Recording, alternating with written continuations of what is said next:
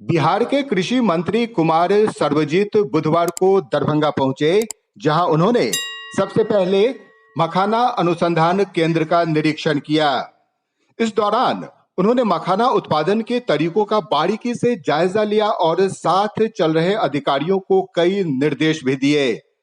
मंत्री करीब 1 से 1.5 घंटे तक इस अनुसंधान केंद्र में रहे और वहीं एक बैठक भी की।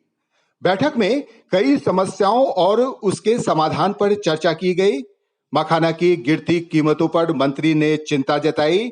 इस दरमियान राज्य के कृषि मंत्री कुमार सर्वजीत ने दरभंगा नगर विधायक और दरभंगा जिले के सांसद पर तीखी टिप्पणी करते हुए उन्हें मखाना किसान और मखाना अनुसंधान के विकास के लिए कुछ काम करने की नसीहत भी दे डाली।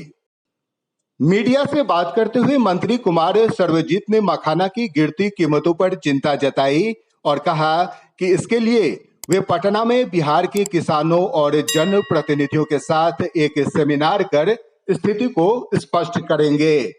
वहीं कृषकों के लिए मखाना अनुसंधान केंद्र में हॉस्टल का निर्माण कर मखाना किसानों के रहने और प्रशिक्षण देने का काम भी करेंगे। मखाना अनुसंधान केंद्र की दुर्दशा पर केंद्र सरकार की खिंचाई करते हुए उन्होंने दरभंगा के विधायक और सांसद की कार्यप्रणाली पर भी सवाल उठाया और कहा कि यहां के मखाना को यहीं के किसान और दुकानदारों द्वारा ही बेचने और बिकवाने का प्रबंध करना चाहिए, लेकिन इस मखाने को बाबा बेच रहे हैं और इसका नाम भी बाबा मखाना रख दिया गया है और यहाँ के नेता सिर्फ मूक दर्शक बने हुए हैं।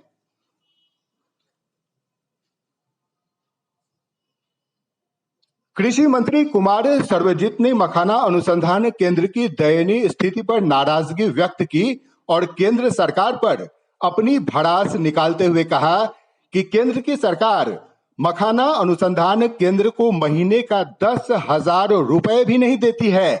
ऐसे में इस अनुसंधान केंद्र का काम कैसे चलेगा?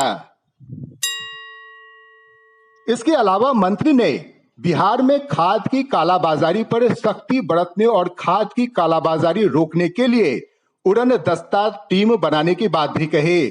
उन्होंने बताया कि जहां कहीं भी गड़बड़ी और कालाबाजारी की शिकायत मिलेगी, तुरंत कार्रवाई की जाएगी। उन्होंने स्पष्ट शब्दों में कहा कि CNF के अलावा खाद के डीलर और अधिकारियों के साथ बिचौलियों की भी अब खैर नहीं है, सबों पर विशेष नजर रखी जाएगी। मकसद है कि इधर 2-3 सालों से मखाना का रेट जो है बहुत काफ़ी डाउन हुआ है, जिससे हमारे किसान में मायूसी है। तो 28 और 29 को बापू सभागार में हमने एक सेमिनार बुलाया है, जिसमें किसान भी रहेंगे और जो मखाना का व्यापार करना चाहते हैं, जो बड़ी बड़ी इंडस्ट्री है, जो मैंने इसका कारोबार में लिप्त हैं, सबको हमने बुलाया है और एक सेमिनार करके और हम देखना चाहते हैं कि हम किसानों को ज़्यादा से ज़्यादा मखाना की खेती जो उत्पादन को बढ़ाएं और किसान को फ़ायदा हो।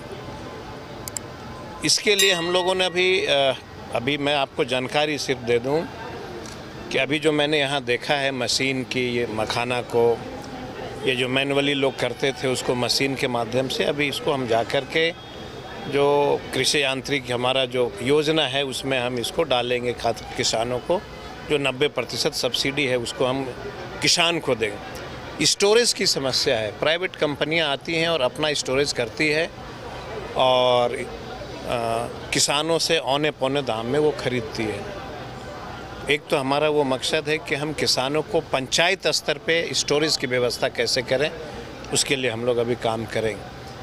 और एक और मकसद था हमारा कि किसान को आखिर खाद की समस्या क्यों हो रही है। आखिर खाद की समस्या हमारे अधिकारी रहते हैं, उसके बाद भी कालाबाजारी की जो है लगातार ये हम लोगों के कानों तक गूंजते रहता है। तो हमने सख्त हिदायत दिया है कि जो रैक उतारने वाले लोग हैं, जो अपना जो लेते हैं भारत सरकार से, सीएनएफ जो लिया है इंडस्ट्री के थ्रू, मुझे जहाँ तक जानकारी प्राप्त हो रही कि ये सीएनएफ वाले लोग जो हैं, जो नियम कानून है सेंट्रल गवर्नमेंट का उसका पालन नहीं करते हैं, और ये डीलर जो है ब्लॉक स्तर पे उसको जो है ऊंची रेट पे ये खाद दे रहे हैं। तो हमने जो है अपने विभाग से एक छापादार दल बनाया है जो ज़िले में अचानक से विजिट करेंगे बिना बताए हुए।